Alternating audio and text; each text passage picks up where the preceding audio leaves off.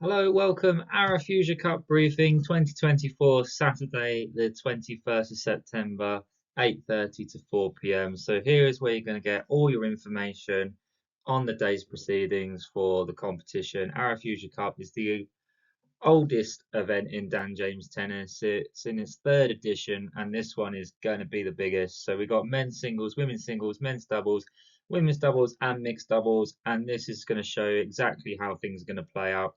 There's a link to this PowerPoint, and that is going to be pretty much where you're going to be referencing all of the things that you need for the day. And I really strongly suggest that you really do get familiar with it so we can crack on throughout the day and make things run as smoothly as possible. So,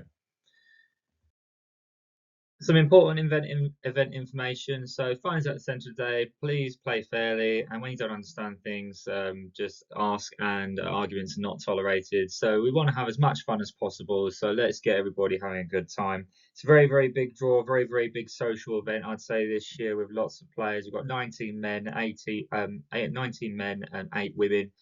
Um, across 3 courts. So it's going to be very busy. I will court supervise matches where required, but please, help one another out at different points. So, for example, if there's women's singles match on, there's a men who could be impartial. If they could just overlook the game, that would be really helpful. And more than ever, I'd say with this tournament, because I'd say that the majority of the day, the way that I see things going is I'm going to be sort of sitting at the desk, making sure that matches are going on at the right time and trying to just keep the organisation and the flow of the event. We have a player schedule, and that projects your match times. I'm going to talk to you about that in a bit more depth in a moment. But for now, I just want you to just remember mostly that when you have a match time, please be by the courts 50 minutes prior to the beginning of your match time so we can get one match off and then the next match on. So you have a responsibility to know your schedule. Okay, so what is the format? It's fast four. Now, some players will be very familiar with fast four. Other players may not be so much. So it's a normal set of tennis, but instead of playing to 6 games, you play to four. Usually, it is no advantage scoring, so sudden death or deuce. But we're going to play traditional deuce and advantage rules to try and let the match breathe a little bit. There's allocated roughly for each match. There's about 30 minutes, so you got 30 minutes to play the match, and that includes your warm up time. So your warm up time is going to be maximum 3 minutes for each match. So just bear that in mind that we do want to be keeping the flow of the match the best that we can, trying not to waste time in between points, in between games. There'll be no change events because you're not going to get any advantage from playing on a certain side of the court, as the canopy sort of protects both sides of the court. So there's not really much wind happening inside the canopy. So there'll be no need to change ends as well. So in terms of fast four, if the score goes to for 3-all, then it'll be a match tie break to 7. All of the formats in terms of the draws are knockout, apart from men's doubles, which has a round robin element to it, which will be described in a moment. So just bear that in mind. There will be lots of balls on court, so a bit of health and safety. Just make sure you're pushing balls into areas that are safe before you start a point. Toilets are not guaranteed on the day. They will probably be likely to be there up until 1 p.m. Because there's things going inside the school. And that does sort of lead me on to a point that the car park can be quite busy. So if you're arriving at certain points in the day, just kind of plan ahead to make sure that you can get that spare 5 minutes before you need to be on court for your match as well. So 50 minutes before your match time, you might need to plan 5 minutes ahead just to make sure if the car park is busy. But things will die down probably around about 2 o'clock anyways, and then the car park will be quite free. But that will be roughly where I'd say that the toilets will probably close, and then you'd need to go off site to find the toilet. Some players in the past have used Asda or a pub down the road, things like that. Just make sure you're back in time for your match, and then you should be okay. Lines, as I say, like where I can, I'll court supervise where I can, particularly as we get close, like for like the finals and things like that, bigger matches. But the reality is you're going to be calling your own lines, and so try to be as fair as you can. If a ball is blatantly out, then it's going to be called out. If it's really close and it's up for debate, um, we tend to say that we need to go with the player who is on that side of the court. It's their call. But if there's any issues, then of course you call me over as the referee, and we can discuss the line in question, and again, if you forget the score and things like that, what you're meant to do in that situation. Put your racket in the air, and I'll come over and help. Um, yeah, so yeah, that comes into the dispute side of things, and the scores as well. So the serving team generally, like if you can call the score out before the start of the point, just to help keep track. And realistically, this is important for the flow of the day as well, because we can't afford to go back a few steps. So if we're struggling to remember the score, and then we have to restart a whole game, that's going to be problematic, and it's going to have a knock-on effect for the rest of the matches. So do be on top of the scoring as well. So that's quite important. Photography and first aid, there will be some promotional pictures being taken. They'll be used to sort of, for good memories and marketing reasons. If you've got any issues with that, just give me a shout. And first aid, I am the first aider on site. So yeah, I will be making sure that that hopefully things are nice and safe. Withdrawal, this is a big one. It tends to be the case that there is the odd withdrawal here and there. Just please note that the entry fee is non-refundable, but more importantly, if you do withdraw for any reason, it will have a knock-on effect in terms of the order of play, everyone's schedule.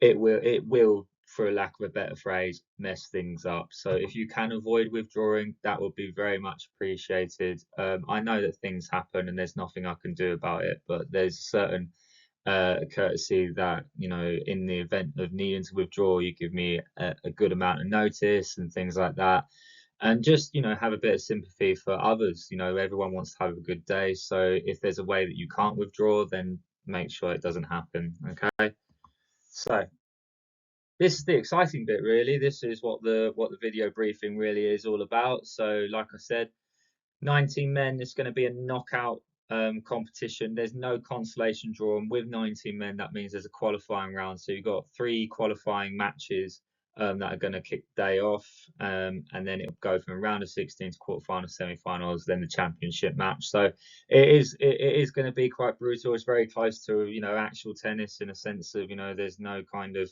if you lose, then you have another match in that circumstance. You are just going to go through the draw. If you win, you continue your journey. If you lose, unfortunately, you're out.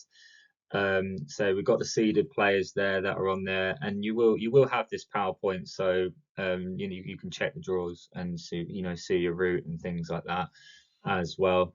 Um, Lady singles, a lot smaller draw, so it starts from the quarterfinal stage. So there's 8 women, but again, it's going to be straightforward knockout from quarterfinal, semi-final to the final, the championship match. The women's doubles draw, that is also knockout, and that's from semi-finals to the championship match. So you only need to win 2 matches to win the women's doubles. So that's going to be highly competitive from the get-go.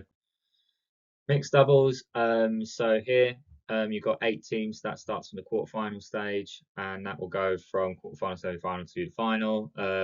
And then we've got the men's doubles, which is separated into 2 round robin groups. So you're guaranteed at least 2 men's doubles matches. The team that tops the group will go through to the final to play the team that top the group of the other group. So it's 2 groups of 3. In terms of where players have been allocated, everyone is in 2 draws, and based on that, that means that everyone is playing singles, and in terms of the doubles, you're either in your same gender doubles or you're either in the mixed doubles. So you're not playing. You're the only exception to that is the lady players, because those players there's a lot less of them, so they will be in 3 events. Okay, but those 3 events are short and they're quite quick because they're all knockout. Okay, so that's the order of play, and that's something that you can really sort of get your teeth into and have a look at, see where you might be playing and see where other people are playing. If you've got if you're fans of other players and you want to go watch their match, it's all there. It's there. It's on the screen. It runs across 2 pages. In terms of what I said about the men being 19 men and 8 women, the formation of this order of play is very much focused on trying to get the women's draws done first. So in the courtesy of ladies first, I suppose.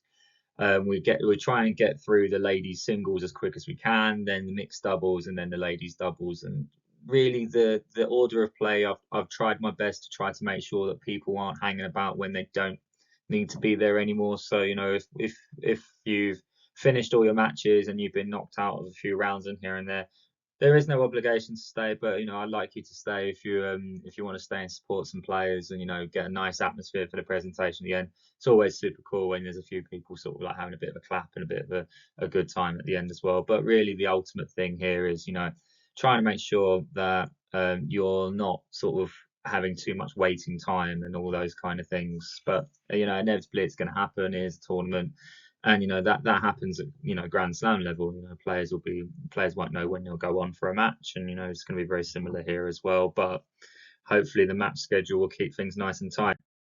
So that's the end of the day as well. So that's the second page of the order of play. So again, that links into the last slide.